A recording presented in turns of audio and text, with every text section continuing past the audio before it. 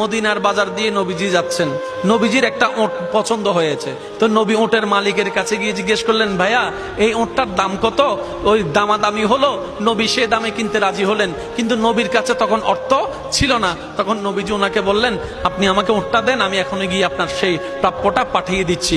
ওটের মালিক ওনাকে ওটটা দিয়ে দিলেন।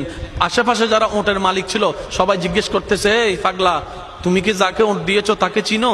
বলে যে না। নাম জানো? বলে যে না। পরিচয় জানো? বলে যে না। ঠিকানা জানো? না।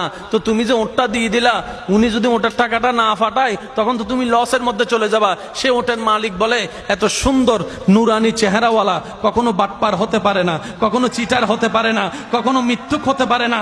ওনার চেহারা দেখেই তো আমি ওট বিক্রি করার আগে মনটাই বিক্রি করে দিয়েছি, মনটাই বিক্রি করে দিয়েছি, মনটাই বিক্রি করে দিয়েছি। তোমরা যাই বলো, আমার মন বলে উনি আসবেই আসবে, টাকাটা পাঠাবেই পাঠাবে।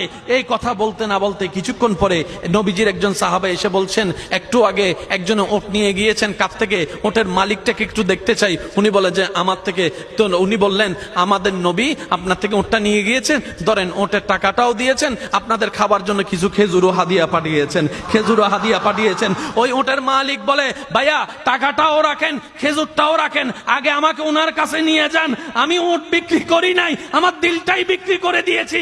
ওনার চেহারা মোবারক দেখে আমার মনটাই পাল্টাই গিয়েছে, আমি কালিমা পড়ে মুসলমান হয়ে যেতে রাজি আছি। সুবহানাল্লাহ। जिसका कोई सानी नहीं वो नबी हमारा है, मुस्तफा की अजमत का हद ही ना किनारा है। आशिक बोले, लम याति नजीर कफी नजरिन मिसले तुना शुद्ध पैदा जाना। চিৎকার দিয়ে বলেন না সুবহানাল্লাহ। ওই নবীটা কাদের নবী? হয় নাই, সবার আওয়াজ বলেন, ওই নবীটা কাদের নবী? আমাদের কি ভাগ্য সে নবীর উম্মত হতে পেরেছে। আর একটু জোরে